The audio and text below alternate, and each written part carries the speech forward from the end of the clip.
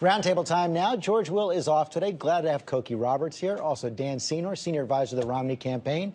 Steve Ratner, who ran the auto bailout for President Obama at the Treasury Department. And two congressmen, Congressman Tom Cole of Oklahoma, also member of the Republican leadership, and Keith Ellison, Democrat of Minnesota, chair of the Progressive Caucus in the House. Let's talk about what we just heard from Tim Geithner. Cokie, he says they're making progress. I think it's fair to say he's about the only one in Washington who thinks so this week. Well, Congressman Cole does. I want to hear that then, right? In the agreement. But it hasn't been a very encouraging week for people who think that the fiscal cliff is not something we want to go over. And I think that the president's proposal that was put on the table was something that the Republicans were not going to accept, even close to accept. So it had the air of a bazaar, you know, bargaining in a bazaar. Put a really high price out there so that when you start the negotiating, you feel like better about it. The question is, when will the real negotiating begin? Well, so Congressman Cole, you actually think there was progress there, even though I think you thought... I want to thank the President, Tim Geithner, for reuniting and re-energizing the Republican caucus, because that offer, they must think John Boehner is Santa Claus, because that's a Christmas wish list, not a real proposal. And in that sense, I think we took a little step back at the end of the week. Now, at the end of the day, do I think we'll arrive at a deal? Yeah, I actually do. But I think it's a lot of tough negotiation ahead of time. But you heard Secretary Geithner right there, and then I want to get Congressman Ellison in on this as well. He says it is now up to the Republicans to come forward with a new proposal. They're not going to come forward with anything new right now. Well, I don't know that there's a little bit of chicken going on here in terms of gamesmanship. The reality is all these tax rates end at the end of the year.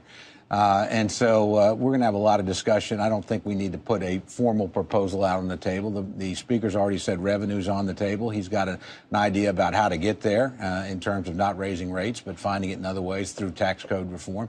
I think that makes a lot of sense, and that's a doable thing. But beyond that, you know, we'll wait and see how the negotiations go. What we heard from Secretary Geithner, Congressman Ellison, is that Social Security for now is off the table in these negotiations. But talking about significant cuts in Medicare, can your caucus accept those? Well, it depends on whether they're going to cut benefits to people. I was meeting with seniors in my district just yesterday, and they're very worried. I mean, we have seniors who are already paying more than they can afford for medications, already worried about that. I'm not going to go to those people and tell them that they're going to do less while we're not going to raise taxes on the top 2%. That's just ridiculous.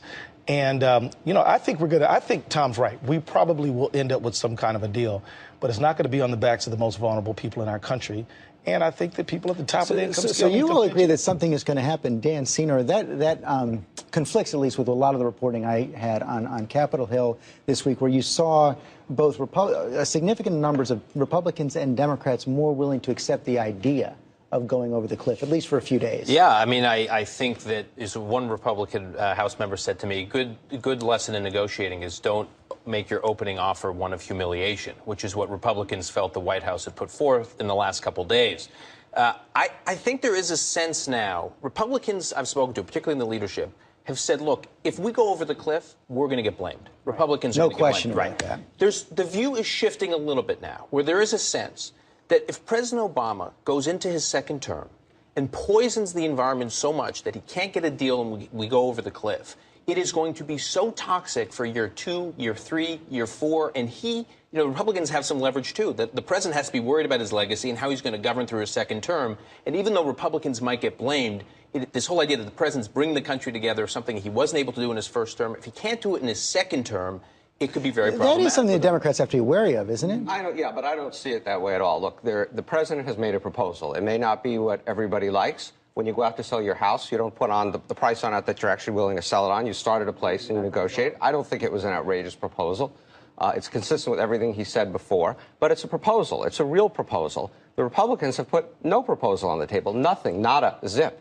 And so if we go over the cliff, it is not at all clear to me that the American people are going to blame the president as opposed to a party that has put nothing on the table. This business of the blame is really dispiriting, because the idea of, who's going to get the blame instead of figuring out how to keep it from happening is exactly what drives voters nuts. They might have to be aware of who's going to get the blame before they come to a deal. One proposal that came this week was from you, Congressman Cole, and it caused some consternation in Republican ranks from the House Speaker. You're saying accept part of the president's proposal. Pass right now an extension of the tax cuts for 98% of Americans, and then fight over the rest later. I want to show what Speaker Boehner had to say about that. I told Tom earlier in our conference meeting that I disagreed with him. You're not going to grow the economy if you raise tax rates on the top two rates. It'll hurt small businesses. It'll hurt our economy. It's why this is not the right approach. I saw he disagreed, but I see other Republicans coming forward, including Bill Kristol, that we consider to think you have a good idea. He called me a wonderful friend. Yes. It's nothing personal. Absolutely not. Everything's still But actually, it really is. Look, this is I actually do believe that we should take things where we agree with the president, and we do agree on this, and take them off the table one at a time. And this would actually, I think, strengthen our position in the course of negotiation, because it moves us to where the president has not been very specific. Spending restraints, entitlement reforms. And it leaves us free to still fight to keep rates constant and try to reach revenue in another way, which the speakers talked about. But at the end of the day, again, these rates hit every single American at the end of the month. It's not as if Congress, has to do something to keep that from happening. It actually does have to do something to prevent us from having this fight. So I think we should start politically very smart move. I mean, we're talking 90. I'm sure you're helping him in his caucus right now, but go ahead. It's okay. Actually, I'm not so sure. Now, if Dan will say that. But 98% of Americans then know that their taxes are not going to go up in January. Their payroll taxes might, but that their income taxes are not. And that is huge. And the truth is, from what I'm hearing, the top 2% better start making financial plans. Well, there's no question about that. But what's wrong with this proposal? Look, I think there are parts of the proposal that are, shall we say, reasonable. How about that? Reasonable. I'll take it. But I think that the bigger problem here is if the president is sticking to this position, at least for the time being, that he outlined last week, it would be the equivalent of Republicans not putting forward something like Tom put forward. It would be the equivalent of Republicans saying, we want the Ryan budget, we want marginal tax rates cut 20% across the board. I mean, some very extreme position. So it's hard to have sort of a reasonable response to what the president put forward this week. And I'll tell you, Steve, I think he is. Let me just. I think he has dug in. He spent more time on the phone this week, from what I understand, with Steve Israel, the chairman of the Democrats' campaign arm, than he did with John Boehner. He's spending time meeting with people like Richard Trumka and MoveOn.org. You tell me what he's telling those hard left groups about his position and how he can walk back to something more reasonable that someone like Tom is for, given what he's saying to these hard left groups. He also met with quite a number of business leaders, a lot of CEOs, a lot of Republicans this week. He's trying to do something different than he's done before, which is take his message outside of the Beltway, outside of Capitol Hill, and try to bring it to the people. And I'm totally in favor of that. But look, in the negotiations a year and almost a half ago, Speaker Boehner was reported to have offered $800 billion of revenue. The president has asked for $1.6 trillion of revenue. There's a bid, there's an ask. If the Republicans want to get a deal done, let's sit down and try to find. And let me bring that to Congressman Ellison, because we started to see the beginnings of a counteroffer this weekend from Senator Mitch McConnell, Republicans. He told the Wall Street Journal he offered three things. He said we need to see higher Medicare premiums paid by the wealthier, number one. He said he's a gradual increase in the eligibility age for Medicare and some adjustment to the Social Security COLA.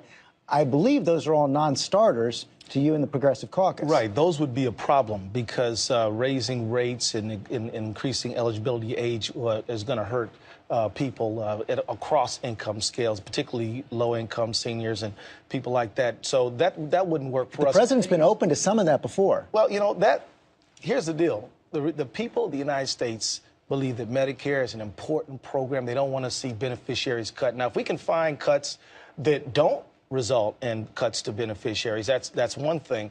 But we're not going to, after having seen the president win this election, we won the White House, turn right around and undermine the people who helped put us there. I mean, it is interesting. The older voters did vote Republican, and Medicare was out there. I mean, and Paul it was Ryan on the budget. It was on the ballot. Budget was there, and older voters went for. Let's not overstate the president's Governor mandate Romney here either. Remember, he won, but he won with fewer votes and a lower percentage than he got last time.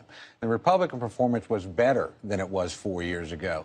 And the reality is, nobody can look at this budget and think that if you don't reform entitlements, you can balance it. You could give the president every tax increase he's asked for, you'd still be in the hole. But it's a matter of where do you balance it? No. Do you balance it on the backs of the people who can least afford it, or people who have been doing pretty well in the last 2 years? I don't balance it on the backs of the least supported. But to get a deal, we have a divided government. The president won. We can argue about whether it's a mandate. The Republicans control the House.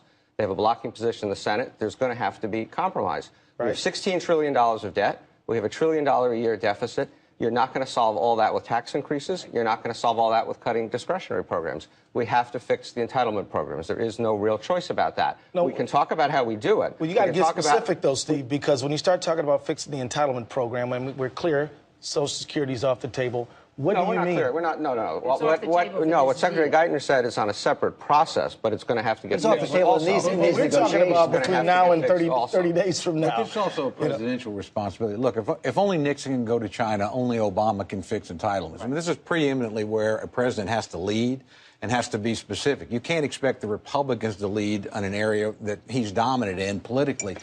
Here's an entitlement idea. Here's a way to help support Medicare. Let Medicare Part D negotiate drug prices. That'll save us $157 billion. Keith and Steve here, this is, to me, the much more interesting debate than Tom and Dan. No, because I think the president has done exactly what he's done in the past in this negotiating. He's not sitting it down, grinding out with John Boehner. He's out giving speeches, rallying his base, getting Obama for America very organized, meeting with groups like MoveOn.org. How will he be able to? Americans. Right. So how will he be able to walk back from the position he's taken? Will the base of your conference feel like he caved? Will they say the president just won this historic re-election? How can he walk back now, just after he's won re-election, from this position he's taken over the last week? Because is he somewhat boxed in? Well, I think that he's got the wind at his back. The American people want him to stand up for these essential programs. Now, look, American people do want to see cost containment, but we can do that in ways that doesn't result in cuts to beneficiaries. I think that's so. We got two intra-party battles going on. We're going to have to take a break.